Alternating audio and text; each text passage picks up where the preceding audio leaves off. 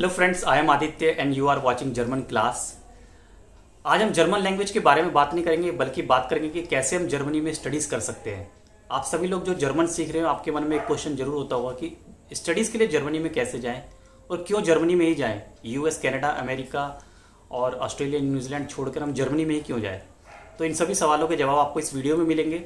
Video को and तक देखना, काफ़ी हेल्पफुल है, काफ़ी नॉलेजेबल है। आपको काफ़ी आइडिया होगा कि स्टडीज़ के लिए जर्मनी ही क्यों चुना जाए, क्या बेनिफिट्स है जर्मनी में एजुकेशन करने के और किस तरह से आप अप्लाई कर सकते हो। इसके बारे में डिटेल वीडियो में बाद में बनाऊंगा। तो पहले हम बात करते हैं कि जर्मनी एज ए कंट्री। तो इसकी तरह ज्योग्राफी को हम देखें तो जर्मनी जो कि सेंटर में लोकेटेड है, यूरोप के एकदम बीचों बीच सेंटर में लोकेटेड है जर्मनी। और इकोनॉमी की बात करें तो one of the largest economy in Europe. Europe में सबसे बड़ी इकोनॉमी जर्मनी की है। इतने क्राइसिस आने के बाद भी जर्मनी आज भी एक डेवलप्ड नेशन की तरह काम कर रहा है। और पता नहीं कितनी कंट्रीज को इकोनॉमिक पैकेजेस, राहत पैकेज जिसको बोलते हैं, इकोनॉमिक बेनिफिट्स, फंडिंग वगैरह जर्मनी ने काफ़ी प्रोवाइड करी है। नेबरिंग कंट्रीज़ को, काफ़ी डेवलपिंग नेशंस को जर्मनी हमेशा हेल्पिंग हैंड देता रहा है। तो जर्मनी जो कि सेंटर में लोकेटेड है, और अगर हम बात करें इसकी करेंसी की, यूरो इसकी करेंसी है। और अगर हम इंडिया की इंडियन रुपीज़ से बात करें तो आज की डेट में 89 रुपीज़ का एक यूरो है। आप समझ सकते हो 89 रुपीज़ इक्वल्स टू 1 यूरो। तो अगर आप जर्मनी में पढ़ने के बाद वहाँ पे वर्क करते हो तो कितना पैसा आप कमा सकते हो, आप इसी से अंदाज़ा लगा सकते हो। ठीक है, तो ये बहुत बड़ी बात है कि जर्मनी की इकॉनमी बहुत लार्जेस्ट है, काफ़ी डेवलप्ड नेशन की कंट्रीज में आता है और वर्ल्ड के डेवलप्ड नेशंस की लिस्ट में जर्मनी का नाम डेफिनेटली आता है और अच्छी रैंकिंग के साथ आता है।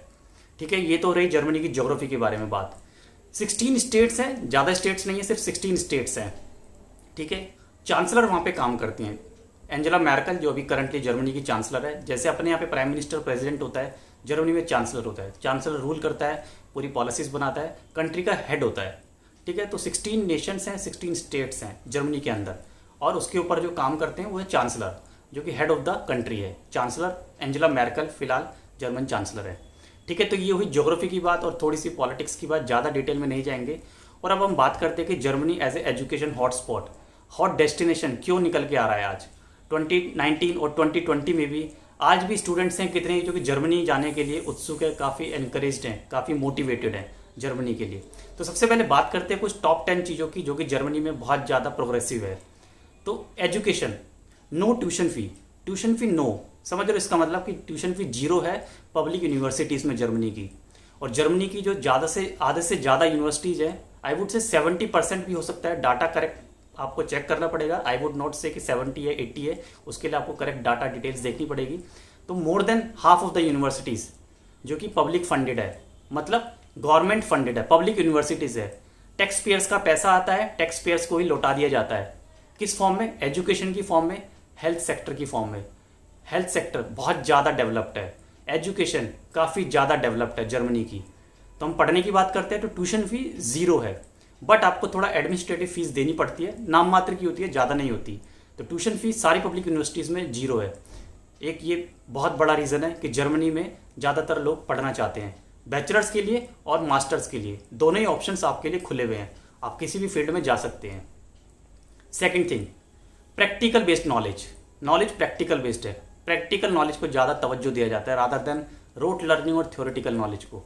ऐसा नहीं कि आपको किताबें की किताबें पढ़ाई जा रही है, रटाई जा रही है, एग्जाम बेस्ड कल्चर नहीं है। प्रैक्टिकल नॉलेज है, ऐसी नॉलेज जिसको पढ़ने के बाद आपको काम आए, आपको नॉलेज गेन हो। ठीक है, डिग्री से ज़्यादा नॉलेज इंपॉर्टेंट होती है। बट जर्मनी की अगर हम बात की जाए, बैचलर्स और मास्टर्स कोई भी अगर आप डिग्री लेते हैं तो इंटरनेशनल मार्केट में, इंटरनेशनल सभी कंट्रीज़ में उसकी हाईली प्रेस्टीज है, बहुत ज़्यादा डिग्निफाइड डिग्रीज होती हैं, हाईली रिस्पेक्टेड होती हैं। यदि आप बोलते हैं कि आपने जर्मनी से मास्टर्स या बैचलर्स किया है तो इंटरनेशनल मार्केट में आपकी बहुत ज़्यादा वैल्यू है। ठीक है, तो डिग्रीज बहुत ज़्यादा एक्सपेंसिव होती हैं, बहुत ज़्यादा रेप्यूटेड होती हैं, काफ़ी अच्छी इंपॉर्टेंस है जर्मन डिग्रीज की, बैचलर्स हो चाहे मास्टर्स हो। ठीक है, नेक्स्ट पॉइंट पे बात करते हैं फैकल्टी। हाईली क्वालिफाइड टीचर्स होते हैं जो जर्मनी में पढ़ाते हैं, उनका इंटेंशन, उनका जो लर्निंग मेथड्स होता है quite different from all other countries. जैसा कि मैंने कहा, प्रैक्टिकल बेस्ड नॉलेज पे ज़्यादा इंपॉर्टेंस दी जाती है rather than theoretical. Practical knowledge बहुत ज़्यादा मायने रखती है जर्मनी में। मीडियम ऑफ इंस्ट्रक्शंस, जरूरी नहीं है कि जर्मन लैंग्वेज आने के बाद ही आप जर्मनी में पढ़ सकते हैं। इंग्लिश और जर्मन दोनों ही मीडियम्स को आप ऑप्ट कर सकते हैं एज ए एजुकेशन पर्पस के लिए। ठीक है, आप चाहे तो इंग्लिश में पढ़ सकते हैं, चाहे आप जर्मन में पढ़ सकते हैं, ये आपकी चॉइस है। बट बेनिफिट है कि आप German as a medium choose करें। रीज़न क्या है? जर्मनी जब आप स्टडीज़ करते हैं बैचलर्स या मास्टर्स, गवर्नमेंट की तरफ से आपको परमिशन मिलती है एक limited working hours as a part time काम करने के लिए।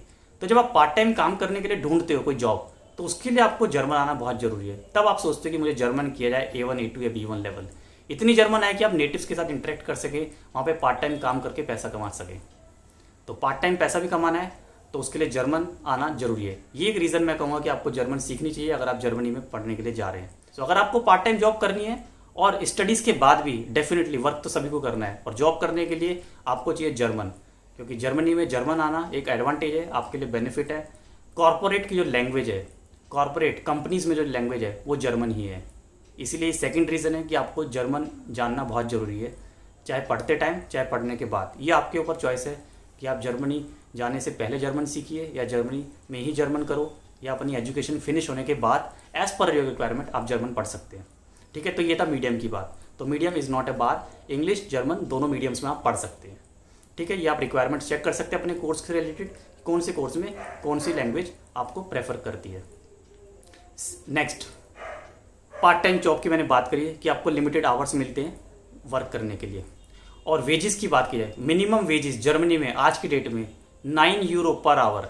समझ रहे हो, 9 यूरो पर आवर का मतलब है, अगर हम कंपेयर करें 700 to 750 रुपीज़ पर आवर आप कमा सकते हो जर्मनी में as a part time worker. तो ये जर्मनी की करेंसी है, ये जर्मनी की इकॉनमी है। इससे आपको पता लग ही जाएगा कि जर्मनी कितना इकोनॉमिकली स्ट्रांग है। तो पार्ट टाइम आपको वर्क परमिट मिलता है, और एजुकेशन फिनिश होने के बाद, मींस बैचलर्स और मास्टर्स फिनिश होने के बाद, आपको जर्मन गवर्नमेंट की तरफ से परमिशन है 18 मंथ्स तक स्टे करने के लिए। स्टे का आपको परमिट मिलता है, जिस दौरान आप अपनी जॉब ढूंढ सकते हो जर्मनी में। तो ये एक बहुत बड़ा बेनिफिट है जो कि जर्मन गवर्नमेंट प्रोवाइड करती है अपने सभी स्टूडेंट्स के लिए, कि आप वहाँ पे पार्ट टाइम जॉब या full time job after finishing your education you can search. 18 months का टाइम आपको मिलता है। तो this is another big advantage of studying in Germany. थोड़ा कॉर्पोरेट सेक्टर की बात की जाए तो जर्मनी के बिग ब्रांड्स आप जानते हैं, BMW, Mercedes, siemens, Intel, SAP, इन बड़ी कंपनीज के हेडक्वार्टर्स आपको जर्मनी में ही देखने को मिलते हैं। और ना जाने कितनी बड़ी कंपनीज है जिनके हेडक्वार्टर्स जर्मनी में है। तो इन कंपनीज में काम करने की अगर आपको इच्छा है, आप पढ़ने के बाद definitely as a engineer, as a doctor आप काम कर सकते हैं। बहुत सारे ऑप्शंस आपके लिए ओपन है। बस आप जाइए जर्मनी में, एनरोल कीजिए अपने आप को। आप जर्मनी में जाइए, एडमिशन लीजिए वहाँ पे बैचलर्स और मास्टर स्टडीज़ में, अपनी एजुकेशन फिनिश कीजिए। 18 मंथ्स का टाइम है आपके पास जॉब ढूंढने के लिए। बड़ी कंपनीज आपका वेट कर रही हैं, but you should have good quality knowledge, good education plus good communication skills. That is very very important for you. So आज की वीडियो में बस इतना ही। आई होप आपको आज का वीडियो बिल्कुल पसंद आया होगा। स्टडी इन जर्मनी का फर्स्ट लेक्चर था, फर्स्ट वीडियो मैंने बनाया है। और भी इस तरह की वीडियोस मैं लाता रहूँगा आपके लिए। स्टडी इन जर्मनी, किस तरह से आप स्टडीज़ कर सकते हैं, कौन कौन सी यूनिवर्सिटीज़ हैं, किस तरह से एनरोलमेंट किया जाता है, कौन कौन सी वेबसाइट्स को आप खुद ही एक्सेस करके अपनी एजुकेशन की रिक्वायरमेंट, अपनी क्वालिफिकेशन की रिक्वायरमेंट को फुलफिल कर सकते हैं। तो आज की वीडियो में इतना ही। मिलते हैं नेक्स्ट टाइम एक और वीडियो के साथ। Till then, bye bye.